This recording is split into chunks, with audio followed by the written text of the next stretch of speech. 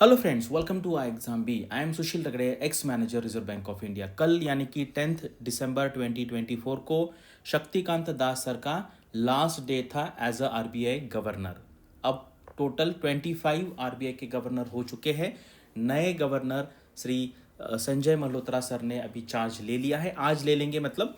तो अभी टोटल जो 25 आरबीआई के गवर्नर्स है, इसमें से आपका जो फेवरेट है या आपके फेवरेट गवर्नर्स कौन से हैं, मतलब एक भी आप बता सकते हैं।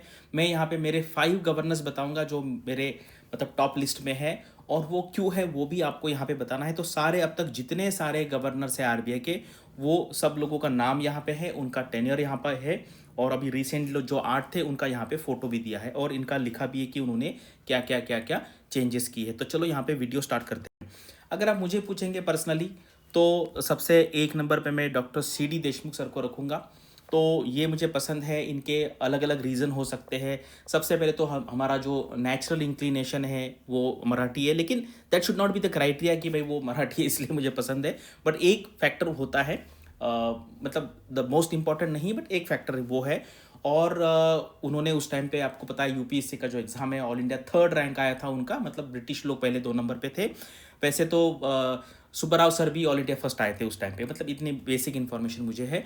और वो इम्पोर्टेंट मुझे इसलिए लगता है क्योंकि जब पार्टीशन हो गया उसके बाद काफ़ी डिफिकल्ट टाइम था, क्योंकि जो रिजर्व बैंक ऑफ इंडिया था उस टाइम पाकिस्तान, बर्मा, बांग्लादेश, वो जो उस टाइम नहीं था, लेकिन ईस्ट पाकिस्तान, वेस्ट पाकिस्तान, तो वो जो एसेट्स थे इंडिया के वो पूरे यहाँ पे डिवाइड करने थे, तो बहुत मुश्किल टाइम था वहाँ पर। तो उन्होंने उस टाइम पे वो गवर्नर थे। उसके बाद उन्होंने काफ़ी इंपॉर्टेंट पोजीशन, आई थिंक वो यूजीसी के चेयरमैन भी रह चुके, तो इसलिए मुझे लगता है कि वो फर्स्ट इंडियन गवर्नर है, और वो बहुत डिफिकल्ट टाइम में आए थे। आईसीएस ऑफिसर थे, उनको सर भी डेजिग्नेशन मिला था जो उस टाइम ब्रिटिश गवर्नमेंट देता था। उसके बाद बिमल जालान सर। बिमल जालान सर, अगर आप किसी को भी पूछेंगे आरबीआई में, तो आरबीआई के अगर फेवरेट जो गवर्नर है आरबीआई एम्प्लॉयज़ के, वो है बिमल जालान सर। क्योंकि उन्होंने उस टाइम काफ़ी मतलब रिफॉर्म्स किए थे आरबीआई में। आरबीआई का ये डेजिग्नेशन चेंज होना, उसके बाद ये सैलरी मिलना, मतलब अच्छी सैलरी, अच्छी फैसिलिटीज़, ये सारे वहाँ पर बिमल जालान सर ने किए थे। और उस टाइम पे I think Asian financial crisis हुआ था, उस टाइम पे भी उनका काम बहुत अच्छा था। उसके बाद मनमोहन सिंह, आपको पता है, वो बाद में फाइनेंस मिनिस्टर बने, फिर उसके बाद प्राइम मिनिस्टर बने।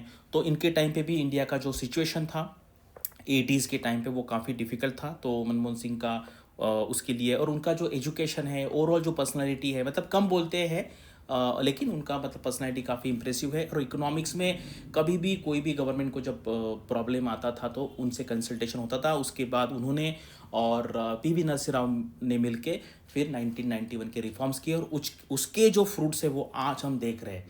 बहुत लोगों को पता नहीं होगा कि 1991 में क्या हुआ था, क्या क्या चेंजेस हमने किए। उसके बाद आते हैं रघुराम राजन। उस टाइम पे मैं आरबीआई में था। उनकी पर्सनालिटी आपको पता है कि और उनके टाइम पे ना आरबीआई को काफ़ी पब्लिसिटी मिली।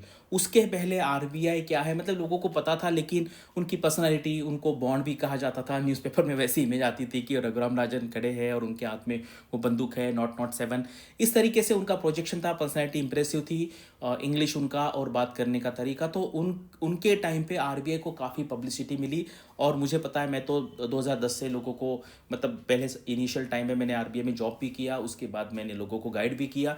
तो उनके वजह से बहुत सारे यंगस्टर्स थे उस टाइम पे आरबीआई की तरफ अट्रैक्ट हुए, क्योंकि रघुराम राजन बहुत सारे कॉलेजेस में जाके बहुत सारे इवेंट करते थे। और हम जो कहते हैं अभी, अगर आप जो नए गवर्नर आए ना, वो लो प्रोफाइल है थोड़ा सा, उनको मतलब हर एक का नेचर होता है ना, कोई इंट्रोवर्ट होता है, एक्सट्रोवर्ट होता है, तो उनका नेचर काफ़ी एक्सट्रोवर्ट टाइप का था। और वो फेमस भी थे कि वो फाइनेंशियल क्राइसिस जो हुआ 2008 का, उन्होंने प्रेडिक्ट किया था। तो उसके बाद आईआईटी से है, आईआईटी दिल्ली से, आईआईएम अहमदाबाद से है, उसके बाद एमआईटी से पीएचडी किया, करेक्ट। तो मतलब इनका पर्सनैलिटी की वजह से, और इन्होंने काफ़ी ग्लैमर मतलब किया दिया आरबीआई को, उसके वजह से उस टाइम पे काफ़ी लोग आरबीआई ग्रेड बी ऑफिसर बनना चाहते थे। और लास्ट पे 5 नंबर पे है एम नरसिम्हम। आपको पता है, इन्होंने बैंकिंग सेक्टर में जो रिफॉर्म्स कमेटी थी, नरसिम्हम कमेटी नंबर 1, नंबर 2, तो इन्होंने मतलब आज के डेट में भी कभी भी बैंकिंग सेक्टर में अगर मर्जर करना है, बाकी कोई भी चीज़ अगर होती है यहाँ पे, या प्राइवेटाइजेशन करना है, तो इनका जो कमेटी का जो रिपोर्ट है वो रेफ़र किया जाता है। तो इसलिए मुझे, और ये एक लौते ऐसे आरबीआई के गवर्नर है जो आरबीआई ग्रेड बी कैडर से बने हैं। अदरवाइज बाकी मोस्टली सारे जो है, मोस्टली वो सारे IAS ICS ऑफिसर्स होते हैं। रघुराम राजन सर इकोनॉमिस्ट थे, उसके बाद उर्जित पटेल सर वो भी इकोनॉमिस्ट है, करेक्ट, उनका अपॉइंटमेंट एज ए इकोनॉमिस्ट हुआ था, तो उसके ऊपर भी मैं वीडियो बनाऊंगा। ये टोटल 25 जो RBI के गवर्नर हुए हैं उनका एजुकेशनल प्रोफेशनल बैकग्राउंड क्या था। तो आपको क्या लगता है, आप एक नाम भी बता सकते हैं, 3 भी बता सकते हैं, 5 भी बता सकते हैं और उसका रीज़न भी दे सकते हैं। जैसे मैंने मेरे रीज़न दिए, कुछ जैसे पर्सनल रीज़न थे, कुछ उनका काम था, कुछ उनकी पर्सनैलिटी थी। तो ये आप इस तरीके से आप बताओ आपका फेवरेट गवर्नर कौन है या फेवरेट गवर्नर्स कौन है, टॉप 3 या टॉप 5 में कौन है। तो ये मैं पढ़ूंगा सारे मैसेजेस और देखते हैं, क्राउड सोर्सिंग ऑफ इंफॉर्मेशन करते हैं। तो आप भी बाकी लोगों के क्या प्रायोरिटीज़ है वो देखेंगे, प्रेफरेंसेस उनके क्या है, कौन उनको अच्छा लगता है, एंड रीज़न भी पढ़ने में काफ़ी मज़ा आएगा। तो सबको रिक्वेस्ट है कि एटलीस्ट 1 या 3 या 5 नाम लिखने का ट्राई कीजिए विथ रीजंस। तो हम यहाँ पे हमारा जो नॉलेज है, इन्फॉर्मेशन, वो शेयर करने का ट्राई करते हैं। Thanks for watching this video and all the best for your studies and upcoming examinations.